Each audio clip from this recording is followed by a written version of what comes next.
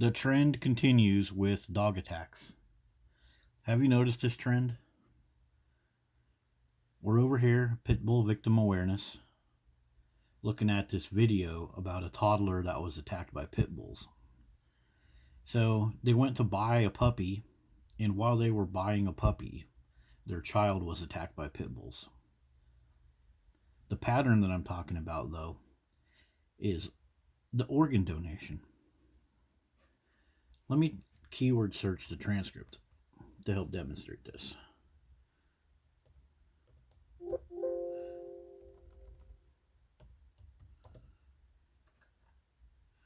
So, organs. So they do this all the time.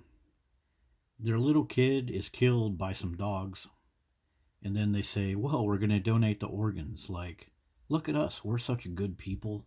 Look at how we are taking care of our kids' organs. It's like throwing Skittles on top of a dog turd. You could have saved your life, saved your child by keeping your child away from these nasty dogs.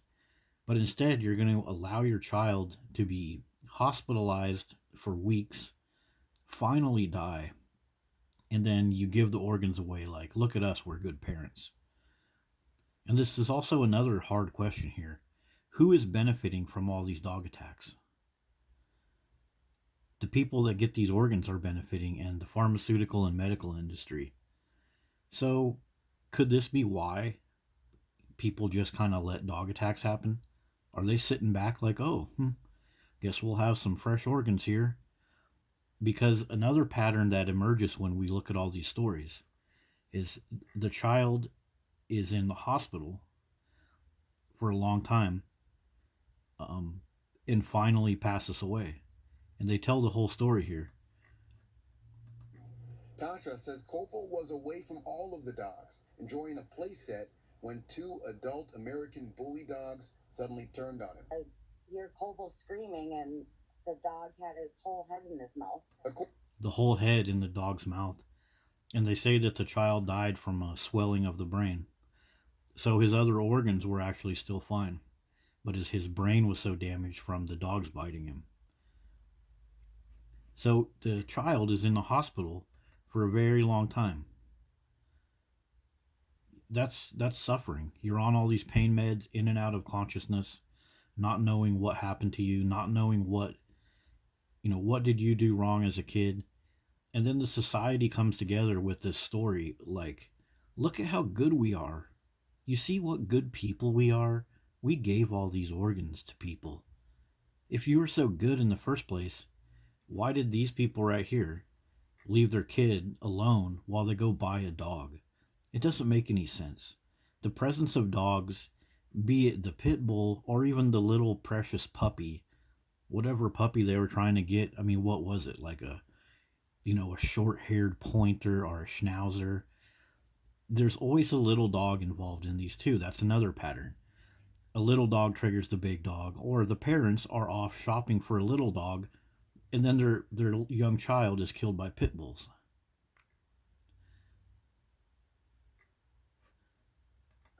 And say they'll need time to process and seek counseling. Support from the community has taken their breath away, but the family that bred the dogs was not among that outreach. They've never even contacted us to even see how anyone's doing. They never. But you never took care of your kid good enough to prevent a dog from killing them. So they blame the owner of the pit bulls instead of blaming themselves for leaving their kid alone near dogs. So again, it's the blame shift. The parents allow their dog to be their kid to be put in that position, but then they go and blame the pit bull owners. Pit bull owners care about pit bulls, and that's it. You were a fool to think that your kid was going to be safe around those dogs while you went and shopped for a dog. So they're doing the blame shift thing too. That's another part of this pattern. But the most disturbing part of this whole thing is constant organ donations. So as they're keeping this boy alive, who are those doctors talking to? Are they talking to people out in the community? Are people that are have a lot of money or a lot of influence and they want some of those organs? because these type of things have happened before. I know it sounds like a crazy conspiracy theory, but it seems to me like dog culture is very connected to organ donations. So the people and organizations that are getting these organs, it makes sense that they don't speak out. So many doctors and police officers and celebrities and other people refuse to speak out against how nasty dogs are. And could this be a reason why they refuse to speak out? Seems to me like it very well could be.